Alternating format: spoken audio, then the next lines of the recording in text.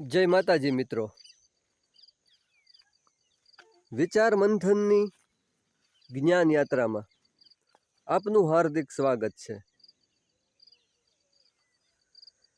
વિચાર મંથનની સિરીઝમાં આજનો વિષય છે સમસ્યાથી ભાગો નહીં, સમસ્યાનો સામનો કરો.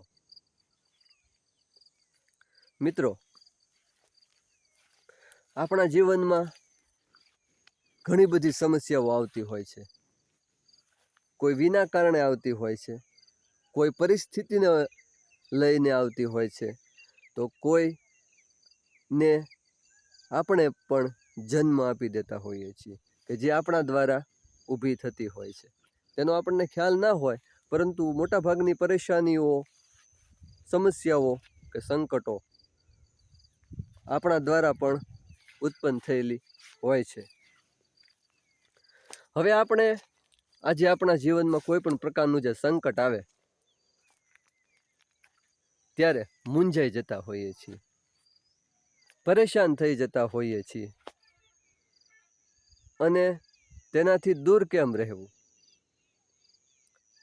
તેનાથી ભાગી જઈને જલ્દી આપણને રાહત કેમ થાય, તેના જ વિચારો આપણે કરતા હોઈએ છીએ. આ મોટા ભાગનાની આવી માનસિકતા છે, અને આવો આની બધાને ખબર પણ છે. મિત્રો, મોટા ભાગના એવું વિચારતા હોય છે કે આ સમસ્યા કેમ આવી, મારા જીવનમાં જ કેમ આવી, મને એકને જ તે, હવે આ જાય તો સારું, હું આમાંથી છૂટો થઈ જાવ તો સારું. એવું કોઈ દુઃખ આવી પડ્યું હોય, એવો કોઈ પ્રશ્ન ઊભો થયો હોય જે આપણને ચિંતિત કરી મૂકે, આપણે હતાશામાં સરી જઈએ, ત્યારે આના માટે જે પણ સમસ્યા હોય, જે પણ દુઃખ હોય, જે પણ સંકટ હોય, તેનાથી ભાગવાને બદલે આપણી શક્તિ અને આપણા સામર્થ્ય પ્રમાણે તેનો સામનો કરજો. મિત્રો, દરેક સમસ્યા આપણા જીવન માટે કંઈક ને કંઈક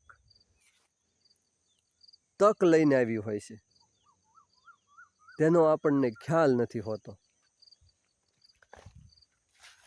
દાખલા તરીકે હું એક ઉદાહરણ આપું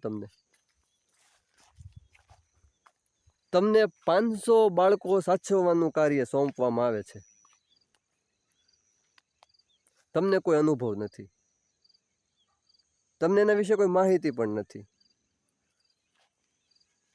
અને તમે પોતાના 2 કે 3 બાળકો જે હોય તેને માંડ સાચવી શકો છો, અને આવી કોઈ ઓચિંતાની સમસ્યા ઊભી થઈ કે તમારે 500 બાળકો સાચવવાના છે, અને આ કાર્ય કર્યા સિવાય તમારી પાસે કોઈ ઉપાય પણ નથી, તો તમે ન છૂટકે આ કાર્ય કરશો. ત્યારે તમને ખ્યાલ આવશે આ કાર્ય પૂર્ણ થયા પછી કે ઓહો, આ જે અઘરું કાર્ય હતું, આ કેટલું બધું મુશ્કેલ કાર્ય હતું, એને હું કરી શક્યો. એવું કાર્ય ફરી પાછું આપણા જીવનમાં ઊભું થાય ક્યારેક, કે જેને આપણે ખૂબ અઘરું ગણતા હોઈએ,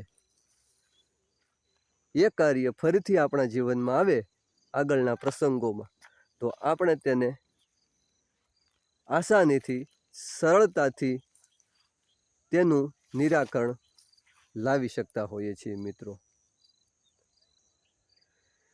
એકવાર આપણે અઘરા લાગતા કોઈ પણ કાર્યમાંથી જો પસાર થઈ જઈએ, અને એ કાર્ય ફરી જો આપણા જીવનમાં કરવાનું આવ્યું, કે આપણે એવા કાર્યોમાંથી કે એવી સમસ્યામાંથી પસાર થવાનું આવ્યું, તો આપણે એ કાર્ય હસતા હસતા કરી નાખીશું.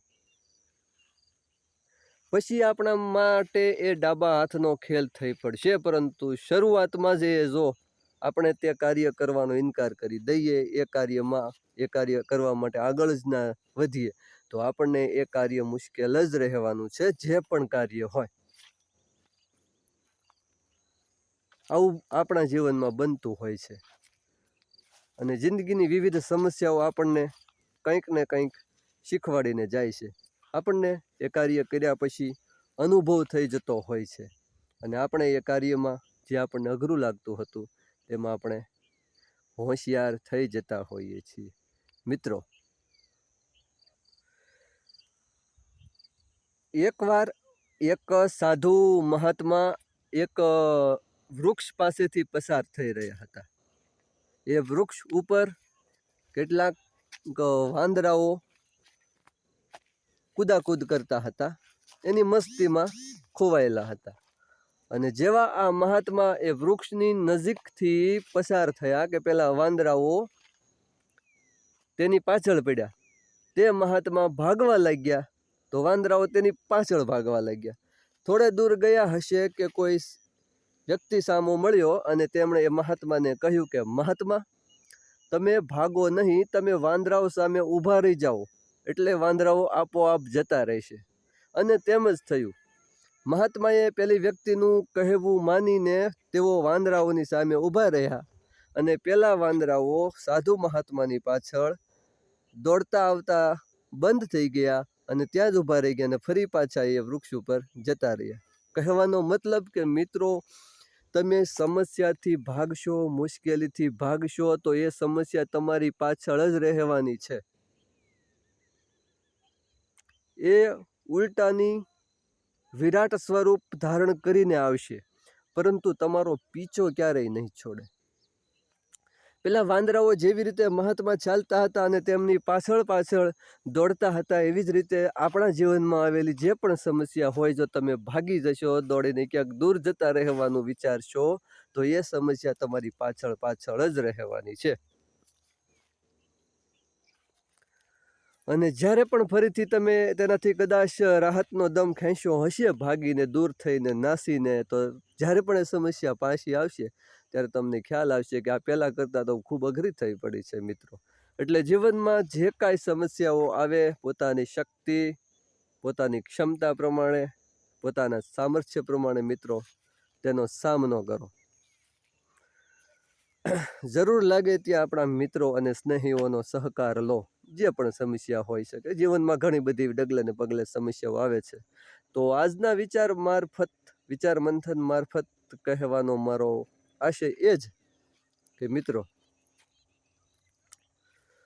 જીવનમાં જે કાંઈ સમસ્યાઓ આવે તેનાથી ભાગવાને બદલે, તેનાથી દૂર થવાને બદલે તેનો આપણે આપણી રીતે, આપણી શક્તિ પ્રમાણે સામનો કરવો જોઈએ. બસ આજે આટલું. બસ. જય માતાજી મિત્રો.